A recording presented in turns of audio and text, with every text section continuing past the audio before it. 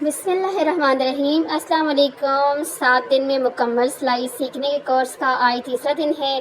पहले दिन हमने नाप लेने का तरीका सीखा और आज हम इन्हीं नापों की मदद से कपड़े की कटिंग करना सीखेंगे। अगर आपने पिछली वीडियो नहीं देखी तो पहले उन्हें ज़रूर देखें ताकि आपको हर चीज़ की अच्छे से समझ आ जाए। तो आइए शुरू करते हैं आज की कटिंग का मुकम्मल तरीका। ये देखिए, ये नाप जो हमने कल वाली वीडियो के अंदर अपना लिया था, जिसमें मुकम्मल आपने ड्रेस से किस तरह से नाप लेना है पूरा तरीका हमने यहाँ पे लिखा था और जितना नाप था वो सारा हमने लिखा था। कल वाली जिन्होंने वीडियो देखी है उनको अच्छे से यहाँ तक समझ आ गया होगा कि यहाँ तक हमने कैसे किया था, क्योंकि ये कल की वीडियो के अंदर डिटेल्स मैंने आपको बताया था कि कमीज़ की आपने नाप किस तरह लेना है, शलवार का आपने नाप कैसे लेना है। अब यहाँ के इससे पिछले वाला जो पहले जो मैंने नाप लेने का आपको तरीका बताया था, ये देखें कि ये मैंने डिटेल से आपको समझाया था कि आपने किस तरह से कितना ऐड करना है कमीज़ की लंबाई में, बाजू की लंबाई में, शलवार की लंबाई में। ट्राउज़र सिलाई करने हैं तो कितना ऐड करना है, शलवार सिलाई करनी है तो कितना ऐड करना है। और कल की जो हमारी वीडियो थी तो उसके अंदर मैंने आपको जो कपड़े के ऊपर से इंची टेप की मदद से नाप लेते हैं वो बताया था। अब जो आज की वीडियो है इसमें हमने करनी है अपने उस नाप के अकॉर्डिंग अपने ड्रेस की कटिंग। तो जिस तरह से जब आपने कटिंग करनी हो तो जब ड्रेस की इस तरह से साइड से जो पट्टी होती है इसको निकालना होता है। अभी देखिए, जहाँ से मैंने कैंची रखा हुआ है डिज़ाइन के बिल्कुल साथ, यहाँ से आपने साइड बॉर्डर पट्टी को बिल्कुल भी नहीं निकालना होता, क्योंकि जब आपने इससे डिज़ाइन करना होता है तो इतना सिलाई में जब आपको चला जाता है पीछे आपका सारा डिज़ाइन ज़ाया हो जाता है। जब भी आपने साइड बॉर्डर पट्टी निकालनी हो तो आप इतने कपड़े को छोड़ के साइड बॉर्डर पट्टी को निकालना होता है। ये मेन टिप्स है कि जो आपने साइड बॉर्डर वाले ड्रेसेस के लिए ज़रूर फॉलो करनी है। अब क्योंकि ये खदर है और ये लोन नहीं है इसलिए इसको हमें काट के निकालना पड़ता है। काटते हैं कपड़े को, फिर तैयार करके फिर आपके साथ नाप का पूरा प्रोसीजर जो है वो करते हैं आगे। ये देखिए, हमने जो कपड़े के साथ साइड बॉर्डर पट्टी जो थी इसको तो हमने निकाल दिया है। अब यहाँ से आगे आपने एक एक पॉइंट को जो है ध्यान से और दिमाग में बिठाते हुए जो है सुनना है और उसको अपने जहन में बिठाना है। जब भी आपने कपड़े को फोल्ड करना है कटिंग करने के लिए, ये होती है लंबाई कपड़े की। आपने हमेशा कपड़े को इस तरह लंबाई में फोल्ड करना है, ठीक है। कभी भी आपने कपड़े, ये देखिए इस तरह से अगर आप करेंगे कपड़े को, जो आपको जहाँ से साइड बॉर्डर नज़र आ रहा है तो इसको लंबाई बोलते हैं और इसको बोलते हैं चौड़ाई। अगर आप कपड़े को इस तरह से करके फोल्ड करके उसकी कटिंग करेंगे, ये देखें, तो फिर आपका जो कपड़ा होगा जब आप स्टिचिंग करेंगी तो उसके अंदर बिल्कुल सफाई नहीं आएगी। ये कपड़े की कटिंग का जो पहला पॉइंट होता है वो है, इसको आपने अपने दिमाग में अच्छे से बिठा लिया। देखें, आपको मैं जैसे बताती हूँ वहाँ पर थोड़ा सा और डिटेल में। इस तरह अगर आप कपड़े को फोल्ड करती हैं और फोल्ड करने के बाद आप कटिंग करती हैं तो इसको ख़राब हो जाता है। लेकिन आप अगर इसी कपड़े को इस तरह से फोल्ड करती हैं, ये देखिए इस तरह से फोल्ड करती हैं और फिर उसके बाद अपने ड्रेस की कटिंग करती हैं तो आपकी परफेक्ट कटिंग होगी, आपकी स्टिचिंग ज़बरदस्त होगी और अब जब आपका ड्रेस स्टिच होगा तो उसके अंदर लुक आएगा। तो इसलिए जो है आपने कटिंग जब भी करनी है लंबाई में कपड़े को फोल्ड करके फिर करनी है। अब यहाँ पे आपको अच्छे से समझ आ गया कि लंबाई में किस तरह करना है। अब ये देखिए, मैंने यहाँ पर सेट करके कपड़े को रख दिया है लंबाई में।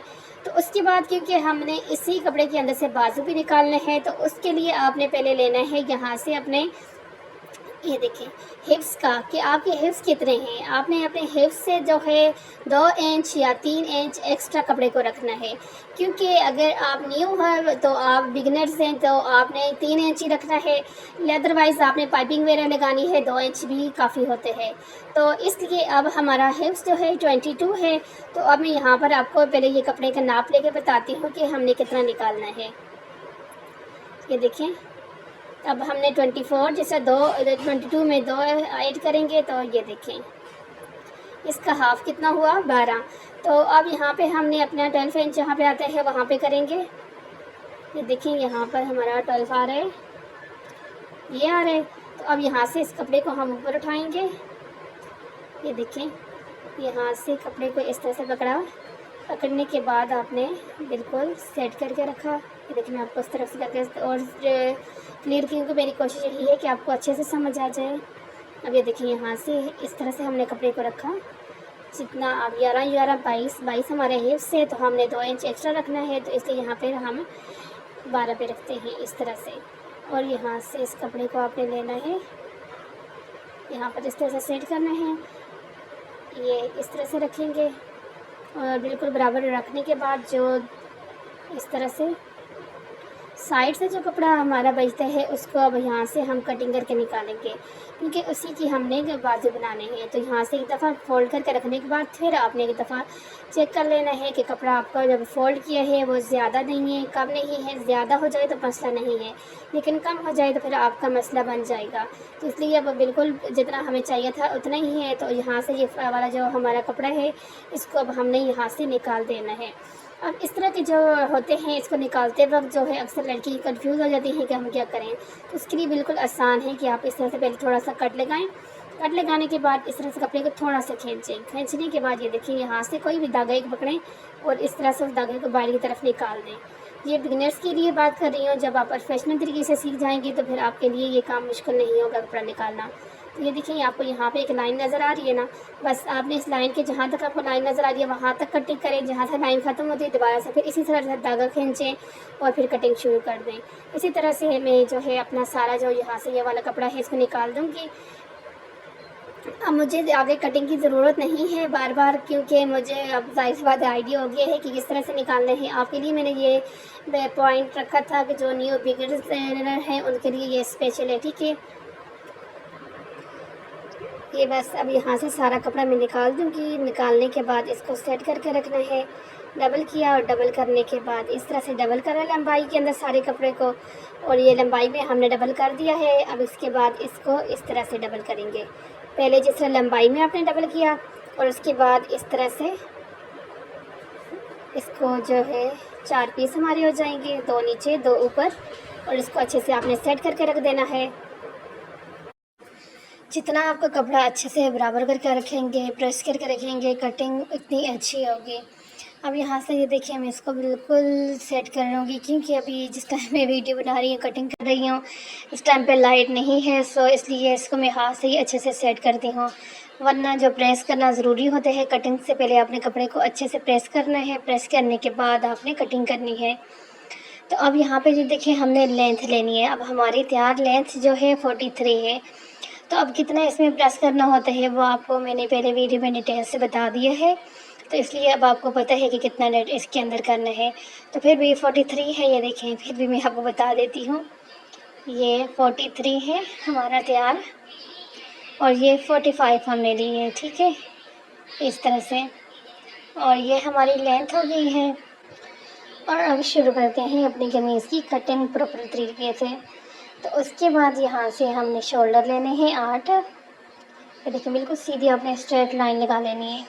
उसके बाद जो आर्म होल होते हैं ये देखें, ये शोल्डर हमारे 8 हो गए, कंधा हमारा 9 है।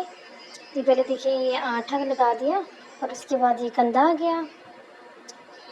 ये यहाँ से कंधा शुरू होते हैं यहाँ तक 9 तक आपने बिल्कुल स्ट्रेट लाइन लगानी है इस तरह से।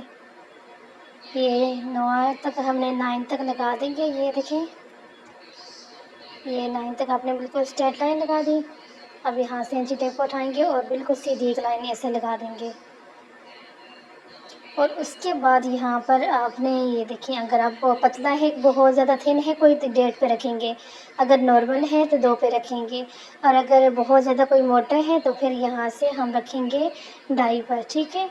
आप अपने साथ पेन और कापी रख लिया करें, और जिस तरह से मैं बताती जा रही हूँ इस तरह से आपने कॉपी के अंदर जो है इस तरह लिखते जाना है कि आर्म होल की कटिंग करते वक्त अगर कोई बिल्कुल थिन है पतला है तो उसका 1.5 रखेंगे, और अगर नॉर्मल है कोई तो 2, और अगर कोई मोटा है तो 2.5। उसके बाद हमारा चेस्ट का नंबर आते हैं, देखें जहाँ से एक पॉइंट हमारा ख़त्म होता है दूसरा वहाँ पे शुरू हो जाते हैं। तब यहाँ पे हमारा कंधा है आर्म होल ख़त्म हुआ तो यहाँ पर हमारा चेस्ट शुरू हो गया। अब चेस्ट है जो कमर तक की हमारी जो गैप होता है वो होता है 7 इंच। अब जिस तरह से मैं बोलती जा रही हूँ, जिस तरह से कम चेस्ट लेकर हमारी कमर तक हम जो गैप होता है वो होते हैं 7, और जहाँ पर हमारा जो कमर का साइज़ है वो है 18। तो 18 का जब हम हाफ़ करेंगे तो क्या होगा 9, और इस तरह से यहाँ पर 9 पर हम इस तरह से एक छोटा सा डॉट लगा देंगे।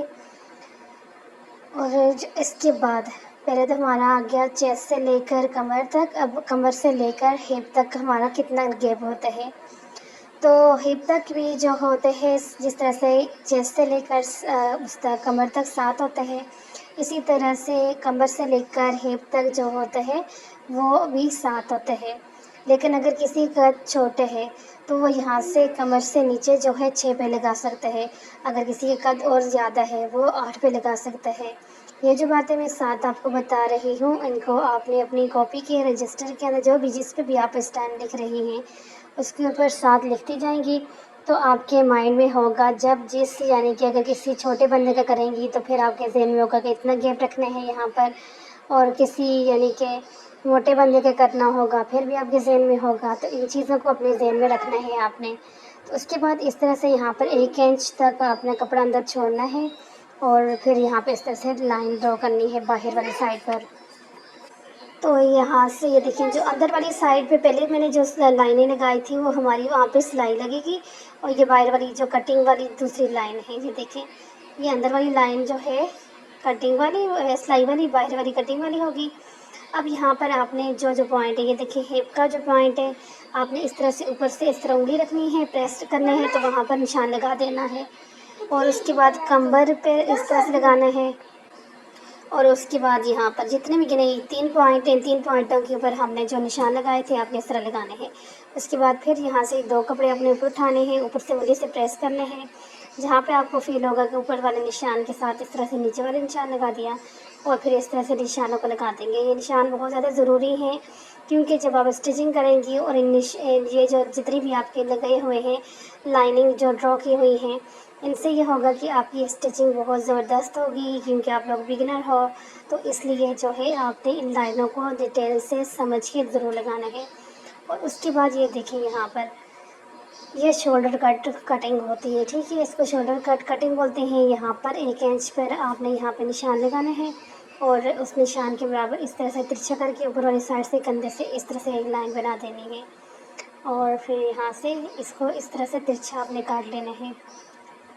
और ये हमारी कटिंग हो गई है यहाँ तक। अब इसको साइड में करते हैं। अब यहाँ पे शोल्डर कट जो होता है वो लगाना है। शोल्डर कट क्यों होता है, क्योंकि यहाँ पर है इसके अब बताती हूँ। वैसे अगर आपने नॉर्मल सीने बनाना है तो फिर आप 5 पे निशान लगाएं, लेकिन अगर किसी कुछ लोग यहाँ से जो है बहुत ज़्यादा यानी कि गहरे गले पहनते हैं तो ये इसलिए यहाँ पर आप 4 पे लगाएंगे। तो इस तरह से ये कट लगा दिया।